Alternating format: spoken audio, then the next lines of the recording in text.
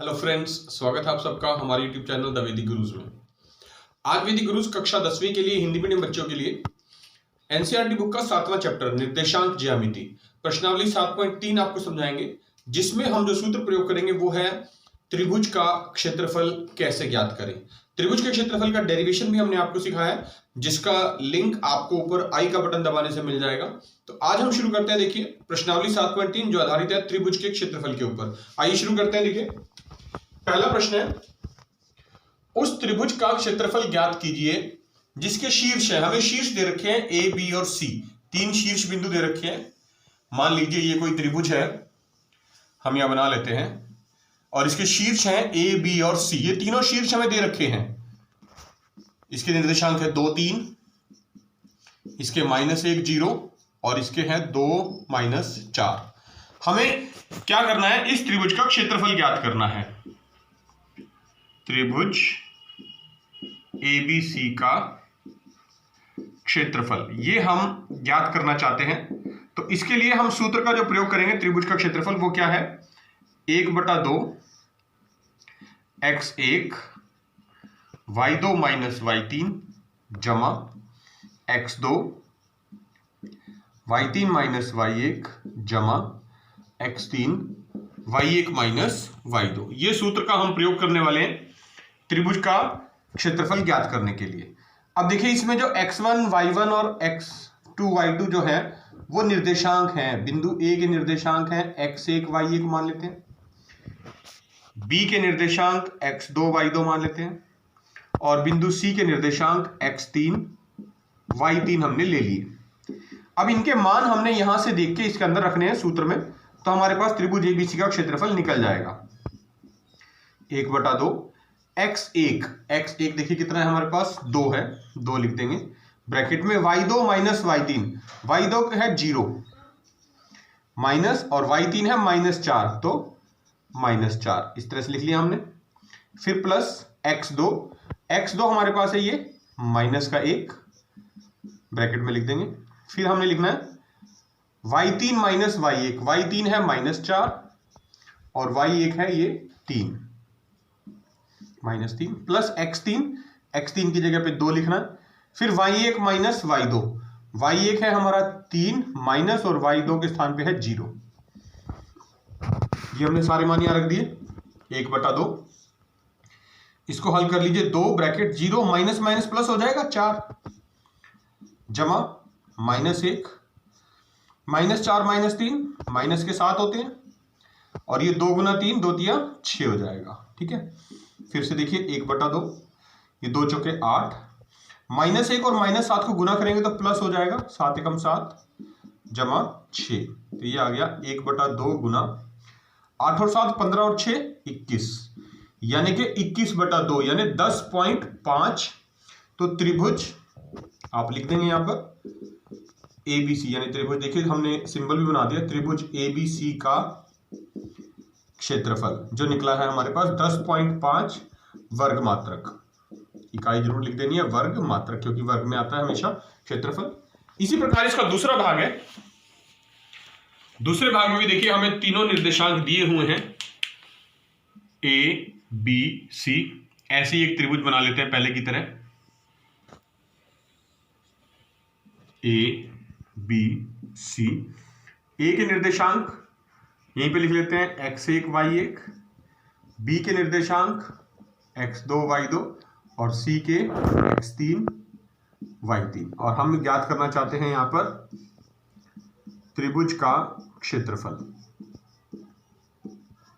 कौन सी त्रिभुज का क्षेत्रफल, त्रिभुज एबीसी का क्षेत्रफल हम ज्ञात करना चाह रहे थे, और उसका सूत्र हमने आपको बताया हुआ है 1/2 x1 ब्रैकेट में y2 - y3 जमा, हर प्रश्न में आपने लिखना है क्योंकि लिखने से ही बार बार आपकी प्रैक्टिस होगी और आपको ये याद हो जाएगा, जमा x2 y3 - y1 जमा x3 y1 - y2। इसको याद रखने का देखिए बहुत आसान तरीका है। 1/2 तो बाहर आता ही आता है, हम x1 से शुरू करते हैं, तो 1 के बाद जो ब्रैकेट में होते हैं वो y होते हैं, और हमें पता है 1 के बाद 2 और 3 आता है, तो 2 और 3 y2 - y3। फिर 1 के बाद x1 के बाद x2 लिखा जाएगा, और 2 के बाद आपको पता है ब्रैकेट के अंदर y वाली संख्या लिखनी है, और y के साथ हमने लिखना है 2 के बाद क्या आता है 3, और फिर उसके बाद दोबारा 1, क्योंकि 1 2 3 तीन ही शीर्ष है हमारे पास। फिर x2 के बाद x3 जमा का निशान लगा के, फिर ब्रैकेट में y वाली संख्या लिखनी है, और 3 के बाद फिर से भाई 1 2, तो 1 2 3 2 3 1 3 1 2, बिल्कुल साइक्लिक ऑर्डर में 1 2 3 ऐसे जैसे गोल गोल घूमते हैं वैसे आपने लिख देने हैं ये। अब इनके मान देखिए हम यहां रख देंगे सूत्र में। x1 हमारे पास है -5, y2 माइनस y3, y2 -5 है, y3 2 है, -5 -2 जमा x2 की जगह पे हमारा 3 है, y3 माइनस y1, y3 की जगह पे 2 है, माइनस y1 की जगह पे ये -1, फिर x3 वो हमारा 5 है, और y1 माइनस y2 यानी -1 और -5, तो -1 माइनस -5, ये ब्रैकेट बंद कर देंगे आप यहां पर। अब देखिए इसको हल कर देते हैं, ये -5 ब्रैकेट में, -5 -2 माइनस का 7 जमा 3, और 2 माइनस माइनस प्लस हो जाएंगे तो 2 जमा 1 बन जाएगा ये 5, फिर देखिए -1 और फिर ये माइनस माइनस प्लस हो जाएंगे तो जमा का 5 बन जाएगा, ये आ जाएगा फिर 1/2। देखिए -5 गुना -7, माइनस माइनस जब गुना होंगे तो प्लस बन जाएगा, 7 पंजे 35, तो प्लस का 35 हो गया, जमा 3 और 2 जमा 1 3, तो 3 गुना 3 3 3 9, जमा 5 और 5 में से 1 गए 4 लिख लेंगे आप यहां पर। एक स्टेप और हल कर देंगे, 1/2 35 जमा 9 जमा 5 चौके 20, तो ये कितना आ गया देखिए 1/2 गुना 30 और 20 50 और 5 55 और 9 64, तो 2 के पहाड़े से काट देंगे आप इसको, 2 3 6 2 2 4 यानी कि 32। तो त्रिभुज ABC का जो क्षेत्रफल है वो हमारे पास निकल गया है 32 वर्ग मात्रक। देखिए दूसरा प्रश्न कर रहे हैं 7.3 प्रश्नावली का, निम्नलिखित में से प्रत्येक में k का मान हमें ज्ञात करना है, और प्रश्न में जो कंडीशन है वो दे रखी है कि जो तीनों बिंदु हैं ABC वो संरेखीय होने चाहिए। संरेखीय मतलब एक ही सरल रेखा में जो होते हैं बिंदु वो संरेखीय होते हैं, जैसे ये A है, हम यहाँ मान लेते हैं B है, और यहाँ मान लेते हैं C है, तो ये देखिए तीनों बिंदु एक सरल रेखा में है, मतलब ये संरेखीय होने चाहिए, ये हमें शर्त दे रखी है। निर्देशांक इनके लिख लेते हैं, 7 - 2 5 1 और 3 के, इस k का मान हमें ज्ञात करना है। तो सूत्र का जो प्रयोग करेंगे हम, देखिए इनके निर्देशांक पहले मान लेते हैं x1 y1 x2 y2 और x3 y3। तो अगर ये तीनों बिंदु संरेखीय हैं तो आप लिख देंगे यहां पर बिंदु A B तथा C संरेखीय होंगे। कब होंगे संरेखीय? मतलब एक सीधी सरल रेखा में होंगे यदि त्रिभुज ABC का जो क्षेत्रफल है, हम त्रिभुज ABC के क्षेत्रफल का इस सूत्र का प्रयोग करेंगे, वो बराबर में 0 है। अगर त्रिभुज ABC का क्षेत्रफल 0 कर दें हम तो तीनों बिंदु ABC सरल रेखा में आ जाएंगे। तो ये सूत्र हमें लगाना है। त्रिभुज ABC का क्षेत्रफल देखिए, त्रिभुज ABC का जो क्षेत्रफल का सूत्र है वो लिख देते हैं 1/2, आपको पता है x 1 से शुरू होता है ब्रैकेट में, फिर 2 और 3 आते हैं यानी y2 माइनस y3, फिर x2 आएगा, 2 के बाद फिर 3 और 1 आएंगे यानी y3 माइनस y1, और फिर जमा का x3 आएगा और 3 के बाद फिर 1 और 2 यानी y1 माइनस y2। हमने क्या करना है, इस त्रिभुज के क्षेत्रफल को हमने बराबर 0 रखना है, बराबर 0 रखना है। उससे क्या फायदा होगा, हमारा जो ये k है जिसका हम मान ज्ञात करना चाहते हैं ये आसानी से निकल जाएगा। देखिए 1/2, x1 का मान 7, y2 माइनस y3 यानी 1 माइनस k, क्योंकि y3 की जगह पे k है, x2 है 5 ब्रैकेट, y3 की जगह पे फिर से k, माइनस y1 हमारा है माइनस का 2 यानी -2, जमा x3 की जगह पे 3 है, y1 माइनस y2 यानी -2, और y2 की जगह पे हमने लिखना है 1 -1 और बराबर में 0। तो देखिए जो बाहर 1/2 लिखा है ये इधर 0 से मल्टीप्लाई होकर 0 बन जाएगा, तो सिर्फ यहां पर बचेगा 7 ब्रैकेट में 1 माइनस k जमा 5 ब्रैकेट में k, ये माइनस माइनस प्लस हो जाएगा k + 2 जमा 3, और -2 - 1 कितना होता है -3, बराबर में 0। अब ये ब्रैकेट खोल देंगे आप देखिए, 7 को 1 से गुना करेंगे, 7 एकम 7 माइनस 7k जमा 5k जमा 5 दूनी 10 और 3 गुना 3 3 3 9 माइनस 9 बराबर 0। इसको हल कर दीजिए, देखिए ये माइनस का 7k है और ये प्लस का 5k है, तो माइनस 2k बच जाएगा यहां से, और 7 जमा 10 17 और 17 में से 9 गए 8 बराबर 0। तो प्लस का 8 है, इधर जाके माइनस का 8 बन जाएगा, तो ये लिखा जाएगा माइनस 2k बराबर माइनस 8, माइनस के साइन से माइनस साइन कट जाएगा, तो k का मान आ गया 8/2 यानी 2 चौके 8। तो k बराबर 4 आ गया हमारा पहले भाग के लिए। अब बात करते हैं दूसरे भाग की। दूसरे भाग में भी देखिए बिल्कुल सेम यही सूत्र प्रयोग करने वाले हैं। ABC हैं तीनों बिंदु, संरेखी लेने हैं। हमने कहा है कि अगर संरेखी हो तो k का मान ज्ञात करना है। A के निर्देशांक है 8 1, B के निर्देशांक है k-4 और C के निर्देशांक हैं 2-5। इनको हम लिख देते हैं कि ये है देखिए x1 y1, ये x2 y2 और ये x3 y3।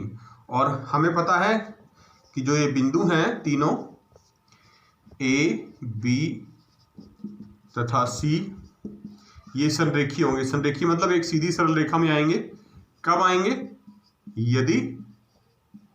यदि त्रिभुज ABC का जो क्षेत्रफल है वो क्या होगा, बराबर 0 के होगा। त्रिभुज ABC का क्षेत्रफल बराबर 0 होगा, ये हमें इसमें इस्तेमाल करना है। तो त्रिभुज ABC क्षेत्रफल आपको पता है, सूत्र फिर से लिख देता हूं, 1/2। आपने भी हर प्रश्न में लिखना है ये सूत्र। x1 ब्रैकेट में 2 और 3 आएंगे, y2 माइनस y3 जमा x2 फिर ब्रैकेट में 3 और 1 आएंगे, y3 माइनस y1 फिर जमा x3 और फिर ब्रैकेट में 1 और 2 आएंगे, यानी y1 माइनस y2। अब ये जो त्रिभुज का क्षेत्रफल है ये हमने क्या रखना है, बराबर 0, ताकि हम k का मान ज्ञात कर सकें। देखिए 1/2, x1 की जगह पे हमारा है 8 bracket y2 minus y3, y2 है -4 और y3 है -5, -4 -5, ठीक है, जमा x2 है k bracket y3 minus y1 लिखना है, y3 है -5 माइनस और y1 है 1 जमा x3 है 2 और y1 माइनस y2 लिखना चाहते हैं, y1 की जगह पे 1 है माइनस और y2 की जगह पे -4 बराबर में 0 लिखना है। अब ये जो 1/2 लिखा है बाहर ब्रैकेट के, ये उधर जाके 0 से गुना होकर 0 बन जाएगा। तो ये ब्रैकेट लिख लेते हैं सिर्फ 8 -4 और ये माइनस माइनस प्लस हो जाता है 5, फिर जमा के ब्रैकेट में -5 माइनस 1 क्या बनेगा, -6, फिर जमा 2 ब्रैकेट में 1 माइनस माइनस फिर से प्लस हो गए, जमा का 4 और बराबर 0। अब ये ब्रैकेट खोल लेते हैं, देखिए 8 ब्रैकेट 5 में से 4 गया 1, 6 को k से गुना करेंगे माइनस का 6k जमा 2 और 4 जमा 1 5 बराबर 0। तो ये देखिए 8 एकम 8 माइनस 6k जमा 5 दूनी 10 बराबर 0। तो -6k जमा 10 और 8 18 हो जाएंगे, 18 बराबर 0। प्लस का 18 उधर जाके माइनस का 18 बनेगा, तो माइनस से माइनस साइन कट गया, k बराबर 18/6। तो देखिए k का मान आ गया 6 × 18 यानी k बराबर 3 आ गया दूसरे भाग के लिए। तीसरा प्रश्न कर रहे हैं, प्रश्नावली 7.3 का लिखा है, शीर्षों 0 -1 2 1 और 0 3 वाले त्रिभुज की, ये त्रिभुज है ABC जिसके शीर्ष है 0 -1 2 1 और 0 3 जो भी प्रश्न में दे रखे हैं। कह रहे हैं इस त्रिभुज की भुजाओं के मध्य बिंदुओं, ये 3 भुजाएं हैं इसकी, देखिए AB BC और CA, इसके मध्य बिंदु, AB का मध्य बिंदु ये रहा, ये BC का मध्य बिंदु मान लेते हैं और ये AC का मध्य बिंदु, इनके मध्य बिंदुओं से बनने वाले इन मध्य बिंदुओं को मिला दो तो एक और त्रिभुज बन जाएगा। इसके निर्देशांक हम मान लेते हैं P Q R, ठीक है। मध्य बिंदुओं को मिलाने से एक त्रिभुज बन गया। इस त्रिभुज का क्षेत्रफल ज्ञात करना है P Q R का, और इस क्षेत्रफल का दिए हुए त्रिभुज के क्षेत्रफल के साथ अनुपात भी ज्ञात करना है। मतलब हमें सबसे पहले तो P Q और R जो मध्य बिंदु हैं उनके निर्देशांक ज्ञात करने हैं। फिर क्या करना है, PQR त्रिभुज का क्षेत्रफल और जो बड़ी त्रिभुज है ABC इसका क्षेत्रफल हमें ज्ञात करना है। तो देखिए ABC के निर्देशांक हम मान लेते हैं x1 y1, B के x2 y2 और बिंदु C के x3 y3, ये हमने निर्देशांक मान लिए। अब मध्य बिंदु है, मध्य बिंदु का मतलब क्या होता है, दोनों को जमा, x निर्देशांक और x निर्देशांक, AB का मध्य बिंदु निकाल रहे हैं। 0 जमा 2 और 2 से भाग बटे 2। फिर y1 और y2 y निर्देशांक दोनों को जमा, -1 जमा 1 और फिर बटे 2, ये P के निर्देशांक निकल जाते हैं। इसी प्रकार Q के निकाल लेंगे। देखिए A और C के मध्य बिंदुओं को जमा करना है, x निर्देशांक 0 जमा 0 बटे 2, y निर्देशांक जमा y निर्देशांक -1 जमा 3 बटे 2, ऐसे मध्य बिंदु निकलते हैं। R के भी निकाल लेते हैं। देखिए x निर्देशांक और x निर्देशांक B और C के, इसका निर्देशांक है B का 2 जमा 0 बटे 2 और फिर y निर्देशांक 1 जमा 3 बटे 2, ये P के R के भी निर्देशांक पता चल गया और दोनों का क्षेत्रफल निकाल देंगे। तो यही लिखेंगे हम। देखिए त्रिभुज ABC का क्षेत्रफल ज्ञात कर लेते हैं सबसे पहले हम, क्योंकि हमें उसका अनुपात ज्ञात करना है। त्रिभुज ABC का क्षेत्रफल निकालने के लिए हमारे पास जो सूत्र है, पहले उसके निर्देशांक लिख लेते हैं। A 0 - 1, B 2 1 और फिर C 0 3, x1 y1 माना था हमने, इसको x2 y2 माना था और इसको x3 y3, और सूत्र आपको पता है 1/2 x1 y2 - y3 जमा x2 y3 - y1 जमा x3 y1 - y2, ये हमारा सूत्र था त्रिभुज ABC के क्षेत्रफल के लिए। इस सूत्र के अंदर हमने इनके मान रखने हैं। देखिए 1/2 x1 की जगह पे 0 है, ब्रैकेट में y2 1 और -y3 3, जमा x2 की जगह पे 2 है, फिर y3 - 1, y3 3 है, -y1 -1 है तो -1 ही लिख दिया हमने। x3 हमारा 0 है, फिर से y1 - y2, y1 है -1 और -2 y1 है 1, तो 1/2। देखिए ये 0 से गुना होकर सारा 0 बन जाएगा, जमा 2 ब्रैकेट में 3 माइनस माइनस प्लस 1 हो जाएगा, और ये भी 0 से गुना होकर सारा 0 हो जाएगा। तो क्या आया, देखिए 1/2 गुना 3 और 1 4, और 4 को 2 से गुना करेंगे तो 8, 2 के भाड़े से काट दीजिए, 2 चौके 8 बराबर 4। तो देखिए त्रिभुज ABC का जो क्षेत्रफल है हमारे पास वो आ गया है 4, ये बड़े वाले त्रिभुज का क्षेत्रफल है। अब बात करनी है हमने मध्य बिंदुओं की। AB का मध्य बिंदु वो है P के निर्देशांक हमने आपको बताया था मध्य बिंदु कैसे निकालते हैं। x निर्देशांकों को जमा करेंगे 2 से भाग और y निर्देशांकों को जमा करेंगे 2 से भाग, तो ये आ गया था 0 जमा 2/2 1 और -1 जमा 1 क्या होता है 0, तो 0 को किसी भी संख्या से भाग करें उत्तर 0 ही आता है, तो P के निर्देशांक आ गए। फिर हम लिखेंगे BC का मध्य बिंदु,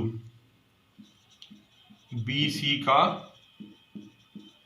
मध्य बिंदु, BC की बजाय AC लिख लेते हैं यहाँ पर पहले, क्योंकि AC का मध्य बिंदु हमने Q लिया था आकृति में, और Q के निर्देशांक देखिए हमने लिखे थे 0 जमा 0, x निर्देशांक दोनों x निर्देशांकों को जमा किया और दोनों y निर्देशांकों को जमा किया और 2 से भाग, तो 0 जमा 0/2 0, 3 में से 1 गए 2 और 2 को 2 से 2/2 करेंगे तो 1 ही आएगा, तो ये Q के निर्देशांक आ गए। और फिर BC का मध्य बिंदु आपने लिखना है, BC का मध्य बिंदु यानी R, और उसके निर्देशांक दोनों x निर्देशांकों को जमा करना है 2 से भाग, दोनों y निर्देशांकों को जमा करना है 2 से भाग, 2 जमा 0 2/2 1, 3 और 1 4, 4 को 2 से भाग करेंगे तो 2। तो देखिए ये हमारे पास जो है P के निर्देशांक आ गए 1 0, ये Q के आगे 0 1 और ये R के आगे 1 2।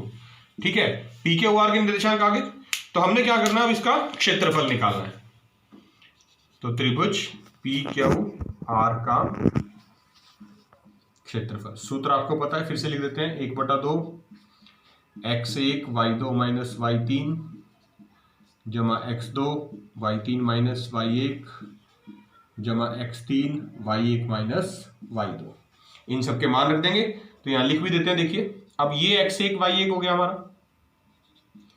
ये x2 y2 और ये x3 y3, इनके मान रख देंगे। देखिए 1/2 x1 कितना है 1, y2 माइनस y3, y2 की जगह पे 1 लिखना है और y3 की जगह पे 2 जमा x2 कितना है 0 और फिर y3 माइनस y1, y3 की जगह पे 2 लिखना है, y1 की जगह पे 0।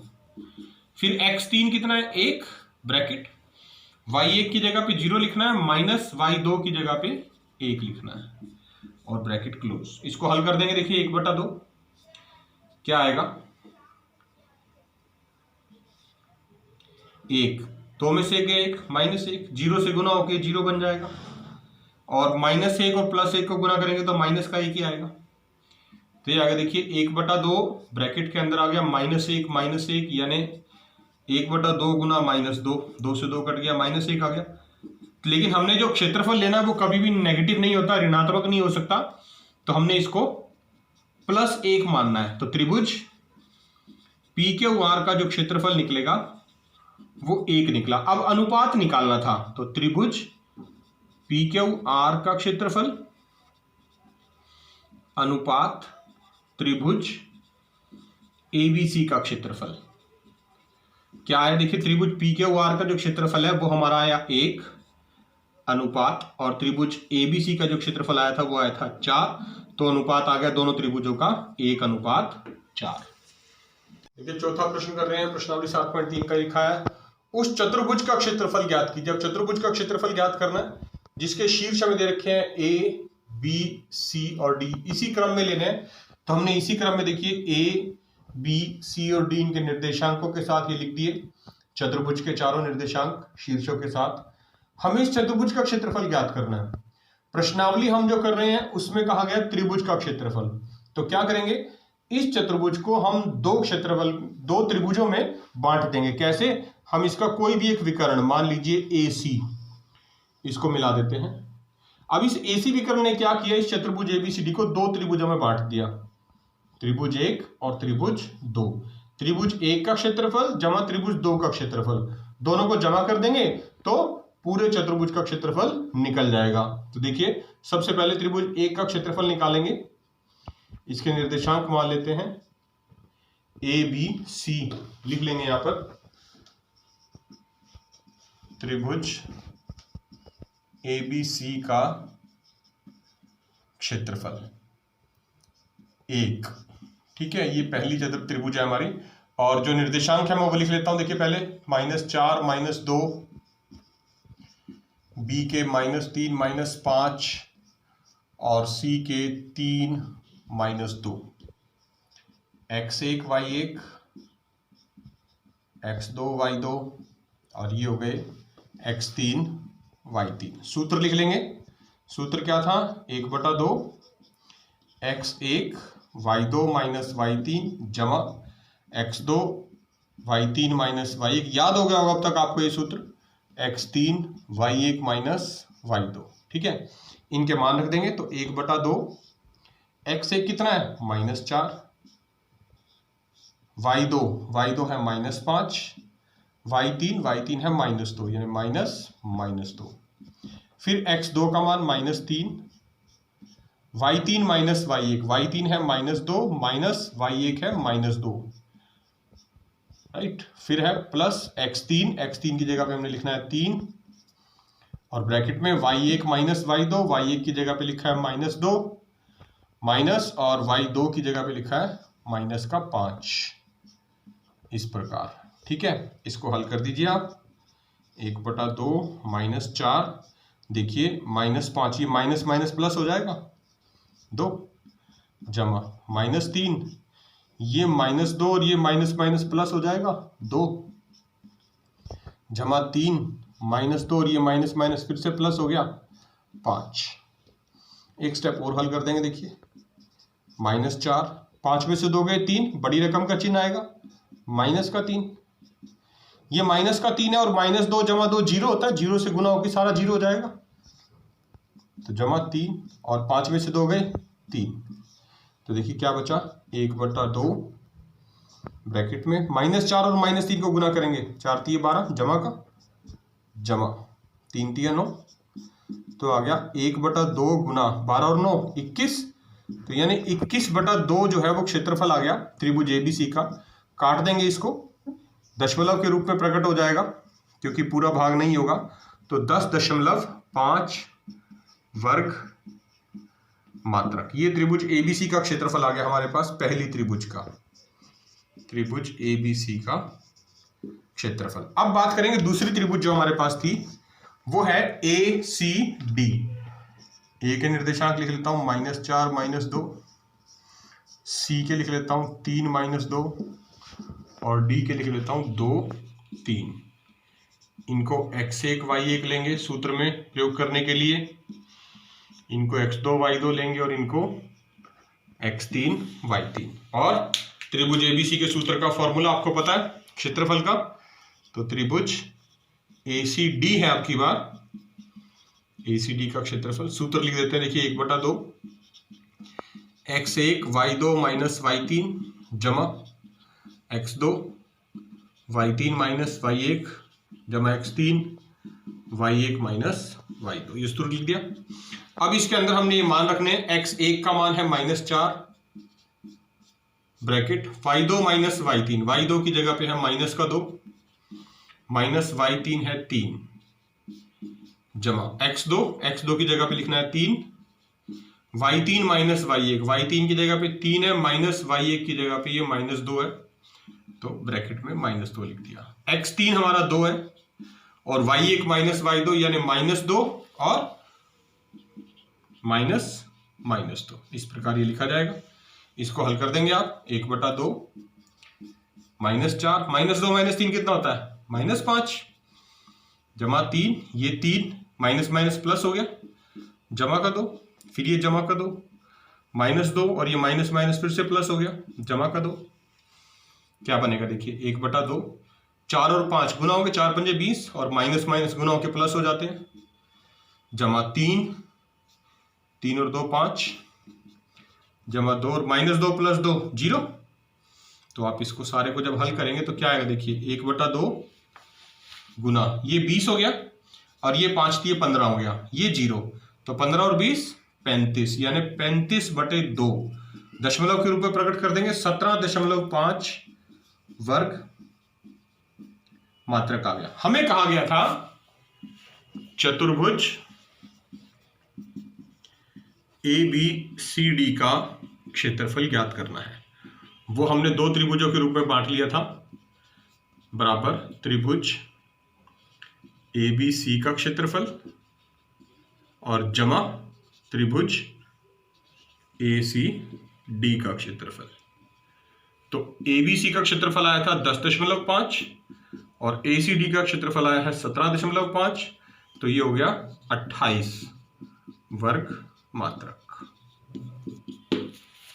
पांचवा प्रश्न अंतिम प्रश्न है, प्रश्नावली 7.3 का। लिखा है कक्षा 9 में आपने एक तथ्य पढ़ा हुआ है, क्या है वो तथ्य? अध्याय 9 में था तीसरे उदाहरण में कि किसी त्रिभुज की एक माध्यिका, त्रिभुज की एक माध्यिका जो होती है उसे बराबर क्षेत्रफल वाले दो त्रिभुजों में विभाजित करती है। यानी कोई भी त्रिभुज अगर है हमारे पास, जैसे त्रिभुज है ABC, इसकी हम एक माध्यिका खींच लें, मान लीजिए ये माध्यिका, इसकी माध्यिका जो होती है वो सामने वाले भुजा को दो बराबर भागों में बांटती है। तो इसका अर्थ क्या हुआ कि जो D है वो क्या हो गया, वो जो D हो गया ये मध्य बिंदु हो जाएगा BC का, क्योंकि माध्यिका जो होती है शीर्ष A से हमने जो खींची है ये सामने वाली भुजा को दो बराबर भागों में बांटती है, और दो बराबर भागों में तो बराबर वाली भुजा को बांट दिया। वो कह रहा है कि जो ये दो त्रिभुज बने, एक त्रिभुज ये 1 और एक ये 2, इनके क्षेत्रफल भी बराबर हैं। त्रिभुज ए बी डी का क्षेत्रफल और त्रिभुज ए सी डी का क्षेत्रफल बराबर है। हमें ये इसका सत्यापन करना है, सत्यापित करना है, हमें करके दिखाना है। तो त्रिभुज एबीसी के शीर्ष हमें दे रखे हैं। तो देखिए सबसे पहले मान लीजिए, आप लिख देंगे, मान लीजिए एडी माध्यिका है, शीर्ष ए से खींची गई है। ठीक है, हमने ए से खींचे ना माध्यिका, तो इसका मतलब क्या हुआ, अतः जो बिंदु डी है, बिंदु डी वो क्या हो गया, वो बीसी का मध्य बिंदु है, क्योंकि हमने बताया था जो माध्यिका होती है वो सामने वाली भुजा को दो बराबर भागों में बांटती है। तो बीसी का मध्य बिंदु हो गया डी। तो डी के निर्देशांक क्या आएंगे, बिंदु डी के निर्देशांक हमें पता है 3, बीसी के निर्देशांक जो थे, बी का एक्स निर्देशांक है 3, सी का एक्स निर्देशांक है 5, दोनों को जमा और 2 से भाग। वाई निर्देशांक के लिए सी का बी का वाई निर्देशांक -2 जमा और सी का वाई निर्देशांक +2 बटे 2। तो डी के निर्देशांक आगे 5 जमा 3 8 बटे 2 यानी कि 4 और -2 + 2 0 होता है। तो 0 को किसी भी संख्या से भाग करें 0 ही आता है। तो डी के निर्देशांक आगे हमारे पास यहाँ 4,0 हमने लिख लिया। अब हमें सिद्ध करना है कि दोनों त्रिभुजों का क्षेत्रफल बराबर है। तो देखिए सबसे पहले त्रिभुज हम ए बी डी का क्षेत्रफल ज्ञात करते हैं। ए बी डी का क्षेत्रफल सूत्र क्या है, 1/2 x1 और ब्रैकेट में आपको पता है 1 के बाद 2 और 3 आते हैं, y2 - y3 जमा x2, y3 - y1 जमा x3, y1 - y2। तो देखिए इस सूत्र में अब हमने मान रख देने हैं 1/2 x1। x1 का मतलब है a के निर्देशांक, बिंदु ए के निर्देशांक है 4 - 6 यानी कि 4, y2 - y3, हम त्रिभुज ले रहे हैं ए बी डी। तो जो b के निर्देशांक बनेंगे वो बनेंगे x2 y2 और जो d के निर्देशांक बनेंगे वो बनेंगे x3 y3। तो हमने x1 लिख दिया था 4, y2 - y3, y2 है -2 माइनस y3 है 0 जमा x2 का मान, x2 है 3 ब्रैकेट में y3 - 1, y3 की जगह 0 माइनस y1 यानी कि -6 इस तरह। फिर x3 का मान है 4 ब्रैकेट में y1 - y2 लिखने हैं, y1 है -6 माइनस और y2 की जगह पर है हमारे पास ये -2, ऐसे लिख देंगे आप। तो देखिए क्या आएगा, 1/2 4 ब्रैकेट में -2 - 0 -2 जमा 3 ब्रैकेट में ये माइनस माइनस प्लस हो जाएगा 6 जमा 4 ब्रैकेट में -6, ये माइनस माइनस भी प्लस हो जाएगा जमा का 2। इसको हल कर लीजिए 1/2, देखिए 4 दूनी 8 माइनस का 8 जमा 6 दिए 18 जमा 4 और ये -6 जमा 2 माइनस का 4। तो जब हल करेंगे तो आएगा 1/2 -8 जमा 18 और माइनस के 16। तो क्या बना देखिए 1/2 ब्रैकेट में लिख लेंगे, ये प्लस का 18 है, ये माइनस का 16 है, 18 में से 16 गए 2 और -8 जमा 2 कितना हुआ -6 यानी -3। और क्योंकि लिख देंगे आप यहाँ पर कारण लिख सकते हैं, क्योंकि क्षेत्रफल कभी ऋणात्मक नहीं होता, नेगेटिव नहीं होता, ऋणात्मक नहीं होता, इसलिए हम उसकी हमेशा पॉजिटिव वैल्यू लेंगे, धनात्मक वैल्यू लेंगे, धनात्मक मान। तो त्रिभुज ए बी डी का जो क्षेत्रफल है वो हमारे पास आ गया है 3 वर्ग मात्रक। ठीक है, इसी प्रकार अब हम त्रिभुज जो हमने लिखी है ए डी सी यानी ए सी डी का क्षेत्रफल निकालेंगे। ए के निर्देशांक देखिए x1 y1 मान लेते हैं पहले की तरह, सी के 5 2 हैं, इनको x2 y2 मान लेते हैं, और डी के निर्देशांक 4 0 हैं, उनको x3 y3 मान लेते हैं। त्रिभुज एक का जो क्षेत्रफल आया था वो 3 वर्ग मात्रक आया था, तो हमें सिद्ध करना है इसका जो क्षेत्रफल आएगा वो भी 3 वर्ग मात्रक आना चाहिए। तो देखिए सूत्र का प्रयोग करेंगे। सूत्र आपको पता है, मैं लिख देता हूं फिर से। त्रिभुज ACD का क्षेत्रफल 1/2 x1 y2 माइनस y3 जमा x2 y3 माइनस y1 जमा x3 y1 माइनस y2। सभी के मान रख देंगे यहां पर। देखिए 1/2 x1 का मान कितना आ रहा है? x1 का मान आ रहा है हमारे पास यहां 4। y2 माइनस y3 यानी y2 की जगह पे 2 माइनस y3 की जगह पे 0, x2 है 5, y3 0 माइनस y1 माइनस 6,